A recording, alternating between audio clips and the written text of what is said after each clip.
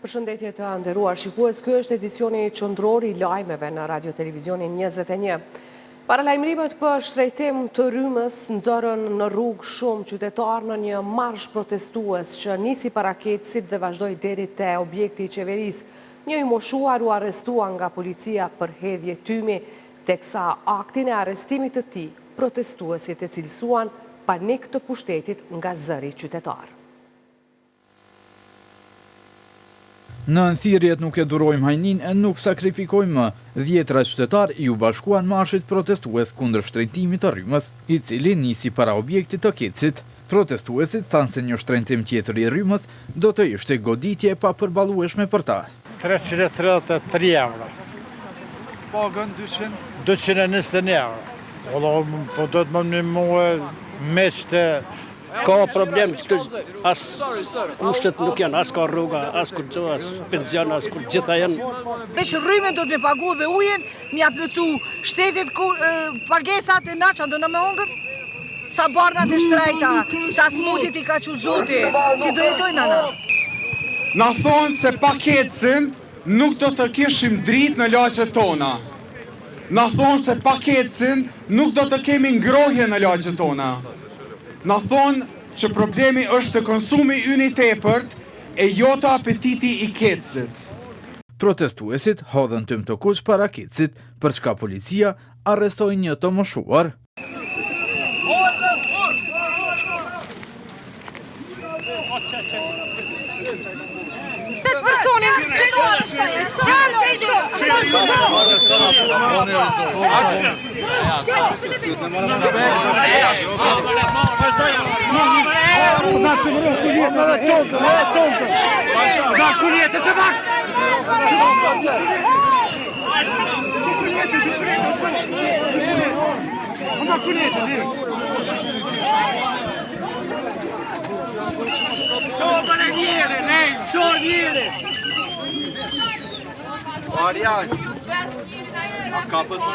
Arrestimi i qytetarit të moshuar u cilësua si frike pushtetit ndaj zërit të popullit. E kapin prindin e tyne e qojnë që kërgan me alirue rrymën. Kjo nuk ka. Ditet i ka të vrume, nëse vene. Unë e plak 70 vjetë, ku me i prik të populli për ta përmbys këtë qeverit. Qeverit hajnë, kriminal. Marshi protestues vazhdoi para objektit të qeverisë, ku organizatorët shpalosën kërkesat e tyre.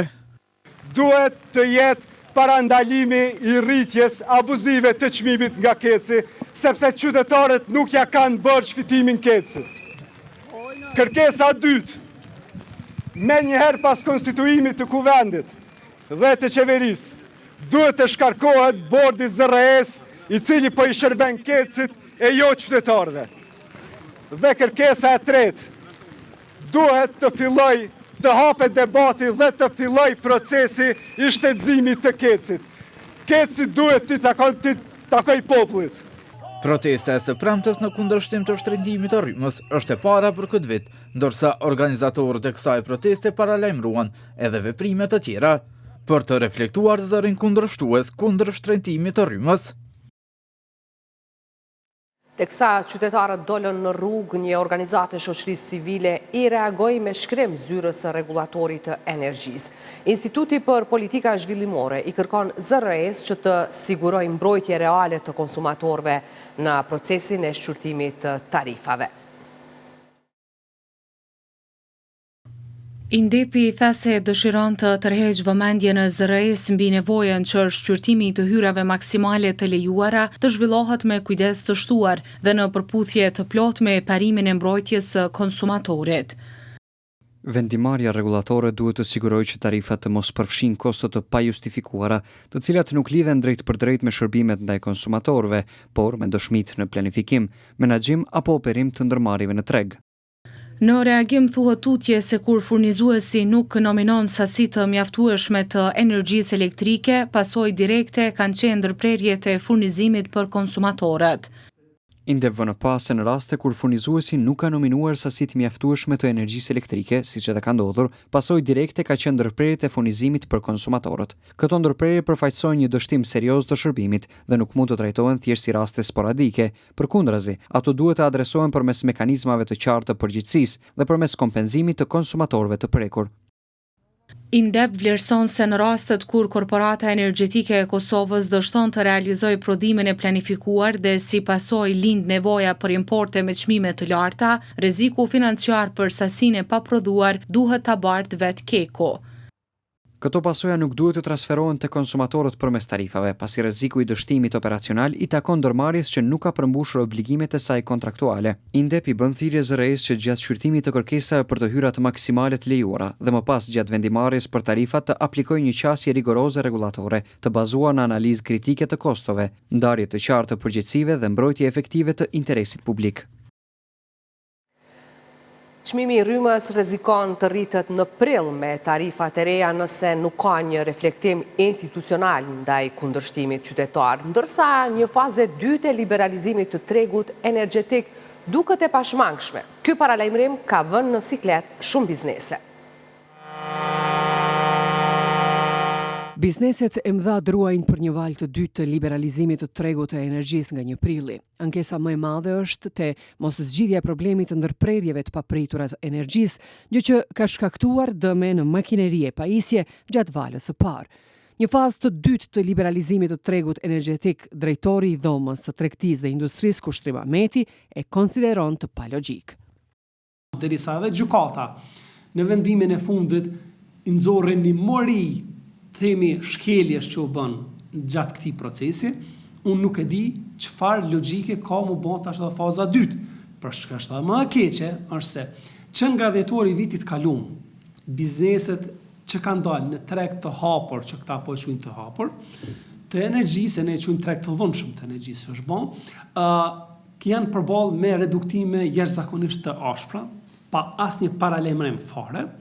Edhe gjithashtu kanë pësu dame të shumta. Domthon, kanë pësu fillimisht dame themi tek punëtor, themi djegje dhe dëme shumë të mëdha në stabilimente.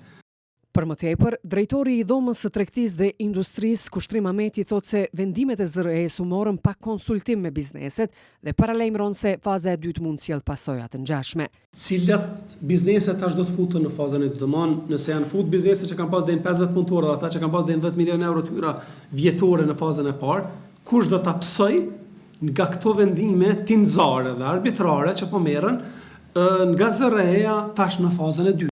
Drejtori i një nga kompanitë prodhuese në Kosovë kujton se njoftimin për tregun e lirë energjetik në afatin e parë e kishin marrë me shumë vonesë, gjë që ju ka shkaktuar shumë telashe. Dhe në kontratat kur i kemi nënshkruar në tregun e lirë, ka qenë që do të informohemi paraprakisht në momentin kur do të ketë reduktimet e energjisë elektrike.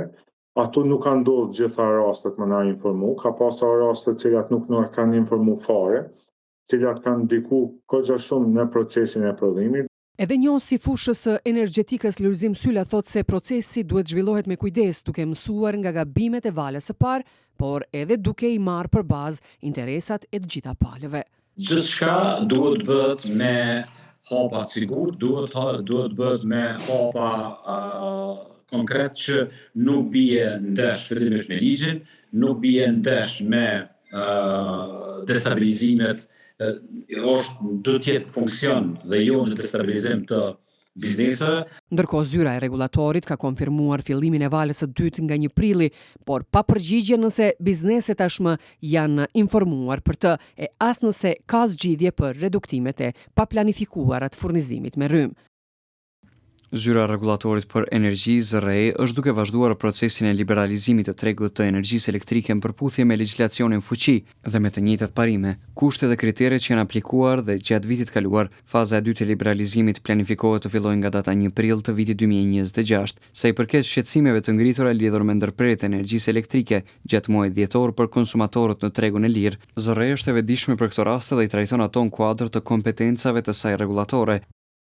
Sipas ZRE-s, aktualisht në tregun e hapur funksionojnë gjithsej 9.535 pika mace, ndërsa furnizimi i këtyre konsumatorëve realizohet nga 6 furnizues të ndryshëm të licencuar, të cilët veprojnë në treg konkurrues. Lëvizja vetëvendosje e Albin Kurtit prin me shpenzime parash. Sipas raportit të Komisionit Qendror të Zgjedhjeve për shpenzimet e partive politike në tremujorin e fundit të vitit të kaluar, kjo parti ka harxhuar 1.063.372 euro, ndërsa buxheti i saj për këtë periudhë ka qenë 550.799 euro. Pra, LVV harxhoi 712.000 euro më shumë. Në anën tjetër, PDK ka shpenzuar 280.822 euro, kur buxheti i saj ka qenë 283.183 euro, duke kursyer rreth 2.000 euro. LDK ka raportuar shpenzime prej 224.859 euro nga 225.959 euro sa ishte buxheti miratuar, duke mbetur rreth 1.000 euro në kufi. Ndërkohë Aleanca për Armërinë e Kosovës ka shpenzuar 70.210 euro nga 70.700 euro buxhet, apo 489 euro më pak. Buxheti 151 milionësh i Prishtinës u miratua mes përplasjes të LVV-s e PDK-s. Lëvizja vetëvendosje tha se nuk ja voton buxhetin përparim Ramës, ndërsa akuzoi PDK-n për servilizëm ndaj tij. Seanca e sotme për buxhetin e Prishtinës nisi me debat të ashpër mes Partisë Demokratike të Kosovës dhe Lëvizjes vetëvendosje. Lëvizja vetëvendosje akuzoi PDK-n se po i shërben përparim Ramës, për çka u kundërpërgjigj ansamblisti Leutrim Redkoceri. Buxheti nuk është i vetëm një partie politike. Na, si Parti Demokratike e Kosovës, kemi kërkuar në vazhdimsi ke transparencë, ke dëgjime publike më shumë, ke dëgjime publike të kuvendit, asamblesë dhe me qytetarë, ke planifikim më të mirë, gjitha janë legjitime sepse janë në kuadër të parimeve të buxhetit. A kemë propozime? Po, si kur këshim qenë qeverisë e këshim pas propozime. Edhe sot mund të themi që kemë propozime. Por sot për neve më të rëndësishme janë parimet për buxhetin se sa kërkesa. Dërsa po e shohim te ju që po akuzoni se lëvizja vetëvendosje, fillimisht tani që nuk e votojnë buxhetin, pastaj keni disa kërkesa, dhe nuk ju kuptoj këtu, a jeni tash për me ndryshu buxhetin, a nuk e votoni edhe nëse ndryshon buxhetin. Pse nuk e ka fitu Partia Demokratike e Kosovës Prishtina, na i noti nuk ja kemi marrë as qytetit, as qytetarët. Gzim Sfeshla i Lëvizjes vetëvendosje i hodhi poshtë arsyetimet e Partisë Demokratike për votimin e buxhetit. Mundohem me mirë kuptu Leutrimin sepse me të vërtetë është pozitë shumë e rëndë që me ndryshu në mënyrë drastike për një kohë kaq shkurtër.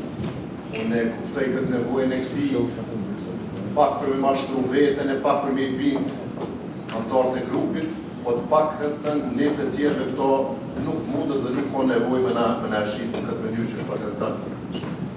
Ky buxhet është jashtëzakonisht i rëndësishëm për qytetin dhe në asnjë moment vetëm lëvizja vetëvendosje nuk tha që është kundër buxhetit. Sfeshla, teksa komentoi mungesën e kryetarit përparim Rama në seancë, përmendi edhe projektet me probleme ligjore. Është jashtëzakonisht e papranueshme dhe tregon për papërgjegjësi të madhe mungesa e kryetarit të Prishtinës në këtë seancë. Është alarmante që 3 projekte kryesore janë projekte me probleme ligjore dhe që janë objekt trajtimi nga organet e drejtësisë. Po flasim për sheshin George Bush, për lidhjen e Arbërisë me qendrën dhe për tunelin në rrugën Agim Ramadani. Ndarjen buxhetore prezantoi drejtoresha për financa Valbona Makolli. I gjithë buxheti i kryeqytetit është i dashur që deri në 5 kategori ekonomike, sipas të cilave në vlera të rrumbullaksuara hyn një skaj. Në kategorinë e pora dhe mëditjeve për vitin fiskal 2026 janë 48.3 milion euro për këtë kategori. Kategoria e madhe e shërbimeve ka vlerën prej 32 milion, shpenzimet e komunalive 3 milion e gjys, subvencionet dhe transferet 6.8 milion dhe investimet kapitale 6 milion e 800.000. Buxheti për vitin 2026 në vlerë prej mbi 151 milion euro u miratua me 33 vota për dhe 8 kundër. Lëvizja Vetëvendosje nuk e votoi këtë buxhet me arsyetimin se rritja e buxhetit po paraqitet gabimisht si sukses i qeverisjes komunale. Nga Washingtoni, ku po qëndron për vizitë zyrtare, kryetari i komunës së Prishtinës Përparim Rama ka përshëndetur miratimin e buxhetit të kryeqytetit për vitin 2026. Përmes një postimi në Facebook, Rama është shprehur se në këtë mënyrë, sipas tij, është bërë diferenca mes politikës së kaluar që e mbante kryeqytetin peng dhe qeverisjes aktuale që e udhëheq ai. Vetëm kur institucionet çlirohen nga kultura e blokadës, hapet rruga për planifikim serioz, investime strategjike dhe projekte që prekin jetën e qytetarëve, shkruan Rama. Ai shprehu mirënjohje për asamblestët e kryeqytetit, të cilët sipas tij treguan pjekuri politike dhe përgjegjësi publike, duke i shërbyer interesit të qytetarëve të Prishtinës. Ai theksoi po ashtu se miratimi i buxhetit tregon se demokracia funksionon kur institucionet vendosin për zhvillimin e qytetit dhe jo për blokada politike. Ky buxhet nuk është thjesht një dokument financiar, është një deklaratë politike, është mesazh i qartë se Prishtina ka zgjedhur qeverisjen demokratike, përgjegjësinë dhe të ardhmen, ka shkruar Rama. Një krizë tjetër institucionale duket të jetë në prag. Vetëm edhe një muaj kanë mbetur në dispozicion për arritjen e një marrëveshje politike për presidentin e ri, ndryshe vendi rrezikon të shkojë në zgjedhje të jashtëzakonshme. Juristët paralajmërojnë se pas 5 marsit, çdo përpjekje për zgjedhjen e presidentit do të ishte në kundërshtim me kushtetutën. Nga sot fillon numërimi mbrapsht për zgjedhjen e presidentit të ri. Nëse presidenti i ri nuk zgjedhet deri me 5 mars, sipas afateve kushtetuese, to tentim për zgjedhjen e presidentit të ri do të ishte antikushtetues. Ndërkohë, partitë politike dhe vetë presidenti aktuale që ka shfaqur synimet edhe për një mandat nuk kanë filluar ende zyrtarisht bisedimet për këtë çështje. Kushtetuta e Kosovës neni 86 për zgjedhjen e presidentit, përcakton se presidenti i ri duhet të zgjedhet 30 ditë përpara përfundimit të mandatit të presidentit aktual. Ndërkohë që mandati i presidentes Vjosa Osmani përfundon me 5 prill, avokati Ardian Bayraktari vlerëson se përfaqësuesit politik po luajnë me limitet e afateve kohore të përcaktuara në kushtetut. Formulimi i kësaj dispozite, si në versionin në gjuhën shqipe po ashtu edhe në versionin në gjuhën angleze, duhet kuptuar si normë imperative, normë detyruese brenda së cilës natyrisht që duhet me u përmbyll ky proces. Duhet besoj që javën e ardhshme do të mund të kemi certifikim të rezultatit të zgjedhjeve, në mënyrë që pastaj natyrisht të aktivizohen fillimisht subjektet politike në konsultim me presidentin, që të ftohet seanca konstituive, të përmbyllet procesi konstituimit të institucioneve fillimisht kuvendit, pastaj edhe qeverisë, dhe të kalohet në stadin tjetër atë të diskutimit në mes të subjekteve politike për zgjedhjen e presidentit ose presidentes së vendit. Çdo zgjedhje eventuale për te këtyre afateve në bindjen time e prodhon një president ose presidente e cila është zgjedhur në shpërputhje me dispozitat kushtetuese. Aktualisht, partia fituese e zgjedhjeve Vetëvendosje nuk ka bërë të ditur nëse do ta mbështesë Vjosa Osmanin edhe për një mandat tjetër si presidente. Kryetari i këtij subjekti politik Albin Kurti ka deklaruar se zgjedhja e presidentit të ri nuk është ndër prioritetet e para, duke i dhënë përparësi konstituimit të kuvendit, miratimit të buxhetit dhe marrëveshjeve ndërkombëtare. Kurti ja ka lënë në dorë zonjës Osmani që të i sigurojë 80 votat e nevojshme. 80 veta në sallë është vështirësi e konsiderueshme. Dhe përderisa kësaj radhe ne 61 i kemi, 80 nuk i kemi. Në fakt, zgjedhja e presidentit të ri po shihet gati e pamundshme pa një marrëveshje politike për një emër konsensual, pasi një pjesë e madhe e zyrtarëve të PDK-s, LDK-s dhe AAK-s janë deklaruar kundër Vjosa Osmanit edhe për një mandat. Duke u thirrur në kushtetut dhe në aktgjykimet e gjykatës kushtetuese për zgjedhjen e presidentit, përfaqësuesi ligjor në Institutin Demokratik të Kosovës Vullnet Bugaçku sqaron hapat ligjor deri tek zgjedhja e presidentit të ri. Në rundin e parë edhe në rundin e dytë, domosdo është obligative, pra është detyruese që të jenë në sallë 80 deputet, dhe këta 80 deputet duhet votojnë kutit votimit. Dhe në rundin e tretë, edhe sipas interpretimit të gjykatës kushtetuese, theksohet që mjafton që me 61 vota prezident dhe me 61 vota në kuti votimin ndaj një kandidatit pro, këtë rast nëse votohet me 61 vota një kandidatur e caktuar, ai në kuptimin të kushtetues zgjidhet president ose konsiderohet i zgjedhur si president i shtetit. Sipas kushtetutës, për zgjedhjen e presidentit të ri, në garë duhet të jenë më shumë se një kandidat. Dërsa vjedhja e votave të zgjedhjeve të 28 dhjetorit ka quar prapa grillave shumë zyrtar zgjedhjesh, teksa hetimet po vazhdojnë edhe për shumë të dyshuar të tjerë. Në Gjakov u kërkua paraburgim për 22 kryesues, në Ferizaj vjetrasosh në lupën e hetimit. Prokuroria themelore në Gjakov të premtën ka njoftuar se ka kërkuar paraburgim për 22 kryesues lidhur me dyshimet për dallaveret me vota. Të gjithë të dyshuarit ngarkohen për veprën penale e falsifikimi rezultateve të votimit. Me vendim të prokurorit shtetit, 22 kryesuesit janë dalur në kozgjati prej 48 orësh, ndaj të cilëve prokuroria ka paraqitur kërkesë për caktimin e masës së paraburgimit pranë gjykatës kompetente.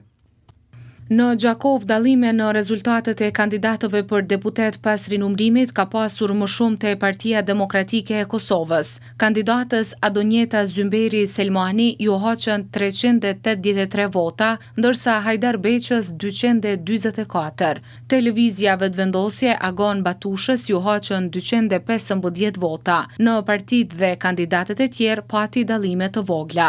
Ndërkohë, edhe prokuroria themelore në Ferizaj ka paralajmëruar se djetra zyrtar do të intervistohen lidhur me dyshimet për manipulim të votave në këtë komunë.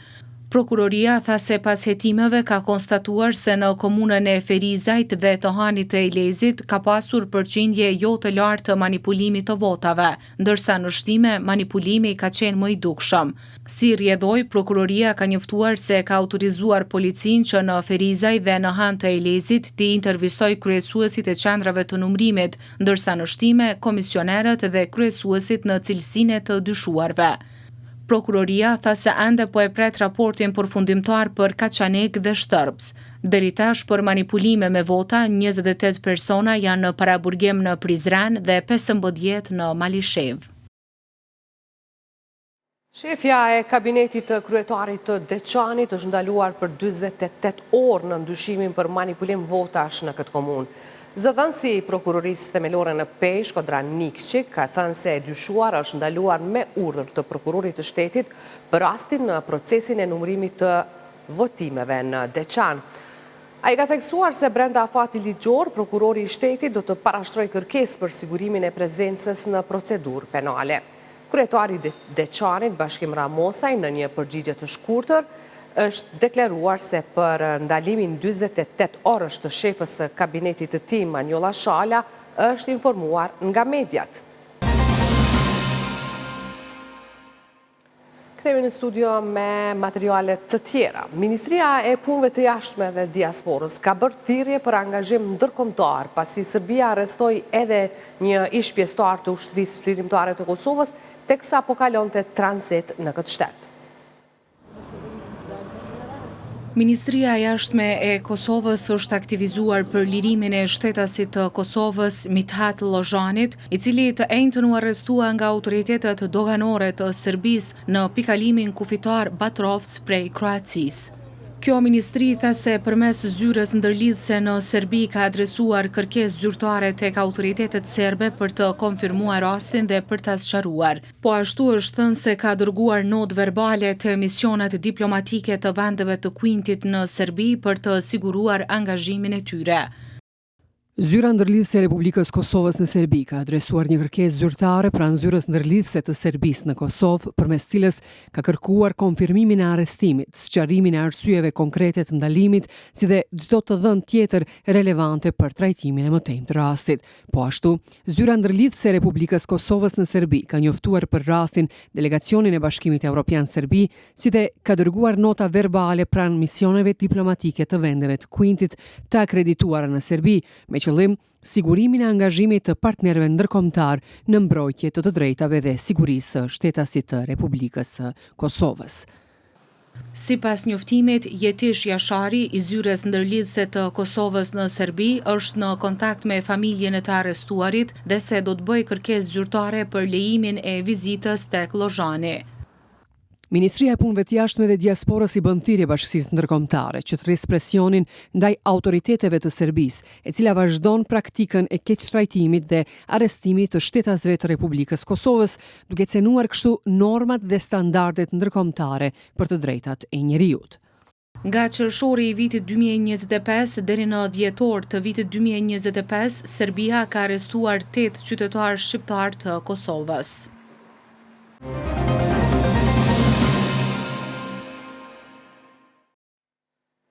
Vërshimet që përfshin Malishevën në fillim të vitit kanë shkaktuar dëme në infrastrukturë, ekonomi e po ashtu kanë vënë në rrezik edhe qytetarët.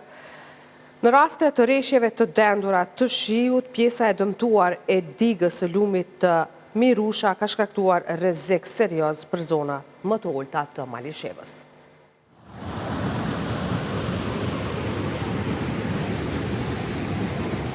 Rreshjet e dendura të shiut që shënuan fillimin e vitit 2026 sollën vërshime serioze në komunën e Malishevës, duke shkaktuar dëme të konsiderueshme materiale dhe vështirësi në jetën e përditshme të banorëve.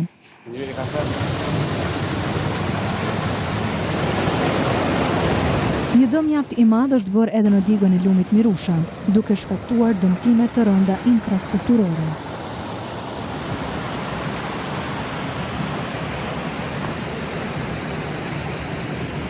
Gjendja aktuale e digës është jo e mirë, si shihet nga pamjet, ka dëmtim të digës dhe strukturës digës, e cila njëkohësisht edhe kërkon ndërhyrje urgjente nga ana e institucioneve përgjegjëse, në këtë rast nga Ministria e Ambientit, Departamenti i Ujrave, se të menaxhon me ujrat në territorin tonë.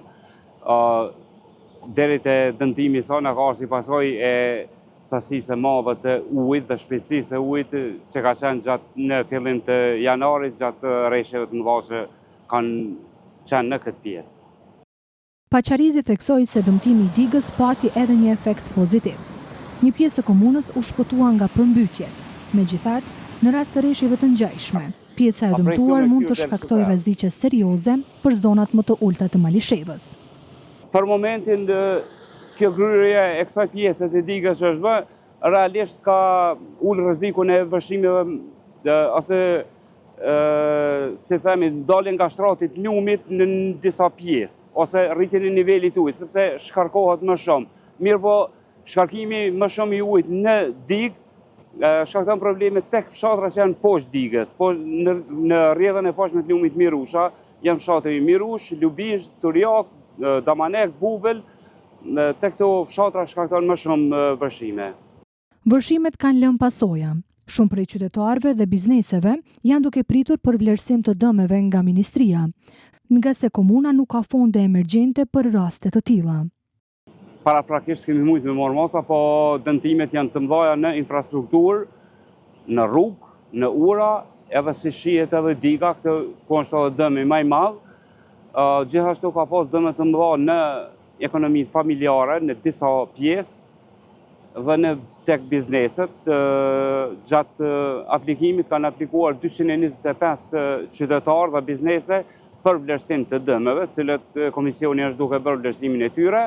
Raporti do të shkojë ministrisë, ashtu siç ka deklaruar ministri Durmishi që do të merr raportet nga komuna dhe pastaj ministria të bëjë veprimet e saj për kompenzim të dëmeve kryesisht në ekonomi familjare dhe biznese. Urojmë që të ndodhë kjo, sepse buxhetet komunale nuk kanë mundësi, e para nuk ka fond emergjent komuna, e dyta nuk ka kod për kompenzimin e dëmeve në rastet fatkeqësive natyrore. Kjo nuk është rregulluar me ligj në Kosovë. Është një njëjti problem në çdo komunë, edhe sa herë ka vërshime përballemi me të njëjtin problematik. Derisa uji është tërhequr gradualisht, pasojat e vërshimeve mbeten të pranishme, duke rikujtuar nevojën për masat parandaluese, menaxhim më të mirë të infrastrukturës dhe reagim të shpejt ndaj rreziqeve natyrore.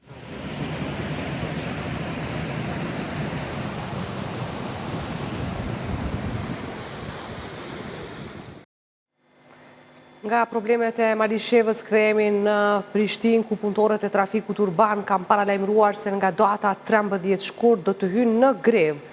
Kërkesa kryesore është rritja e pagës prej 100 eurosh që ishte premtuar më herët dhe përmirësimi i kushteve të punës. Në njoftim për menaxhmentin dhe bordin e ndërmarrjes publike, thuhet se më 26 janar janë parashtruar kërkesat dhe paralajmërimi për hyrje në grevë nëse nuk ka përgjigje, e me që nuk kanë marrë asnjë përgjigje lidhur me kërkesat, punëtorët do të hynë në grevë pra me 13 shkurt. Punëtorët njoftojnë se në përputhje me dispozitat ligjore të garantohet edhe respektimi i minimumit të procesit të punës në mënyrë që të mos rrezikohet interesi publik dhe siguria e qytetarëve.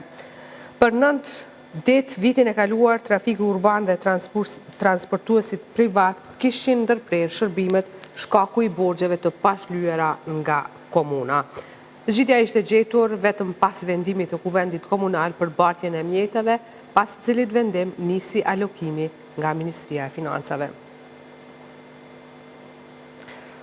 Agjencia e Ushqimit dhe Veterinarisë ka blokuar produktin ushqimor për foshnja Bebas Suprem për 800 gramësh. Agjencia ka marrë njoftim nga autoriteti kombëtar i ushqimit i Shqipërisë dhe më pas ka konstatuar se subjekti Rosman dhe Lala SHBK në Shqipëri ka eksportuar në Kosovë produktin ushqimor për foshnja me datë skadimi 05-2027 dhe kod identifikues importuar nga kompania Rosman Kosova. Agjencia e Ushqimit dhe Veterinarisë njofton se në bashkëpunim me kompaninë përkatëse është bërë bllokimi i menjëhershëm i këtij produkti dhe se së shpejti do të fillohet procesi i asgjësimit në përputhje me legjislacionin e fuqi. Kompania prodhuese Nestle në fillim të janarit pati njoftuar se po tërheq disa nga produktet e saj, përfshirë formulat për foshnja në 10 shtetet e Evropës. Arsye për këtë ishte prania e mundshme e një bakteri që mund të shkaktonte të vjella.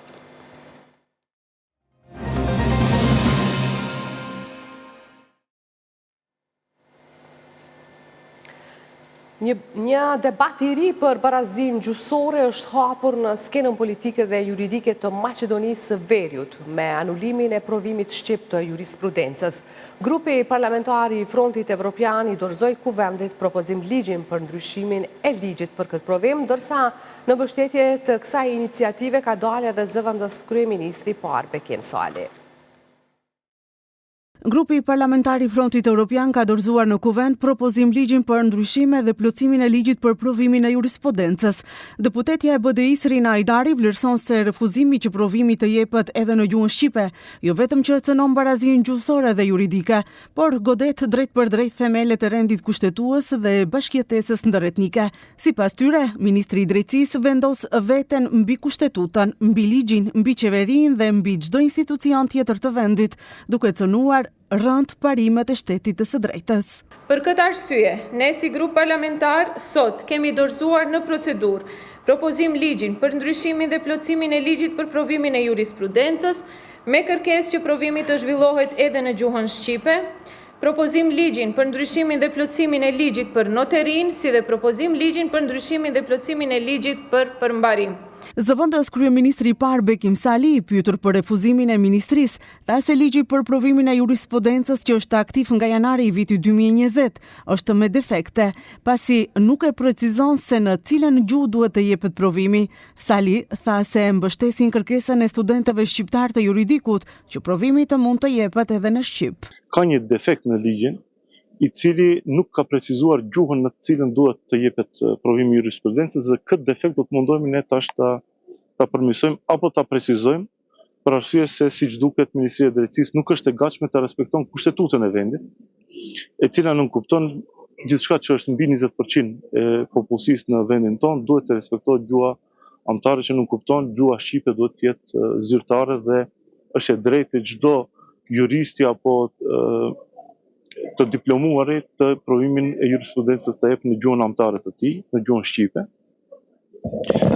Këtu do ta përsëris edhe një herë qëndrimin e Vlenit se jemi pro kësaj kërkese.